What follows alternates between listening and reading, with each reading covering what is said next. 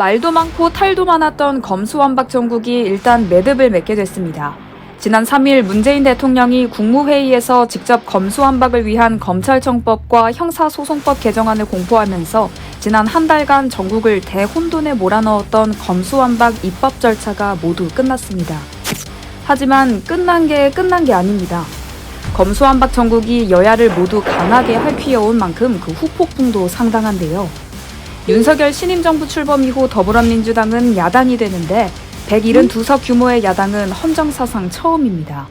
역대 최대 규모의 여소야대 구도를 윤석열 정부는 잘 헤쳐나갈 수 있을까요? 윤석열 신임정부는 벌써 문재인 정부 뒤집기를 공식화했습니다.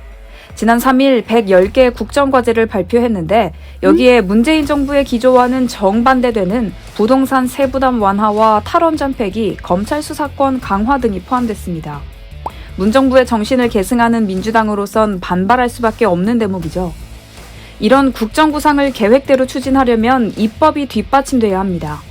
인수위는 110개 국정과제를 모두 시행하려면 757건의 입법 조치를 단행해야 한다고 보고 있는데요. 문제는 입법을 위해선 다수당인 민주당의 협조가 절실하다는 점입니다. 국정과제를 추진하기 위해선 여소야대 정국을 넘을 수밖에 없다는 의미죠.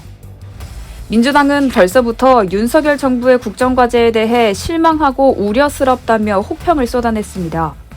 민주당이 윤석열 정부에서 발의한 법안들에 사사건건 제동을 건다면 윤석열 정부는 사실상 식물정부로 전락하게 됩니다.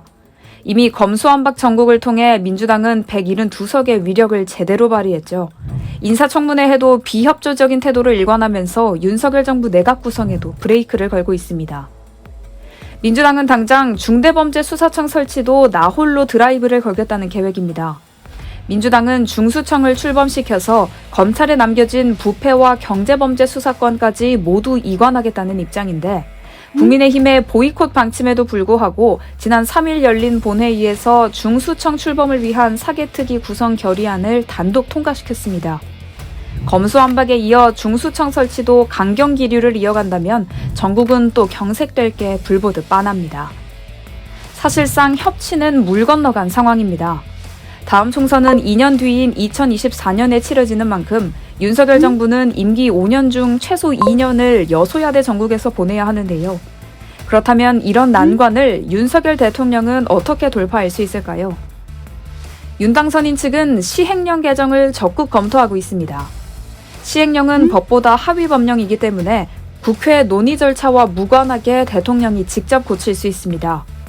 예를 들어 부동산 대출 규제 완화나 다주택자 양도소득세 중과 유예 등은 하위 부서 지침을 변경하거나 국무회의 의결만으로 해결할 수 있습니다. 더불어민주당의 동의 없이도 부동산 세부담 완화라는 윤석열 정부의 국정과제 일부를 추진할 수 있는 거죠. 인수위는 이렇게 시행령 개정만으로 효과를 볼 수 있는 하위 법령 44개를 먼저 뽑아 개정에 착수하기로 했습니다.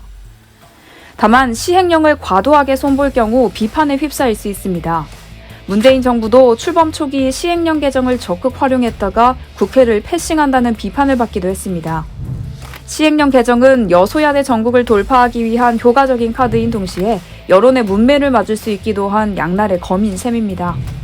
이제 불과 나흘 뒤면 출범하게 되는 윤석열 정부, 대응책 마련에 분주한 모습입니다.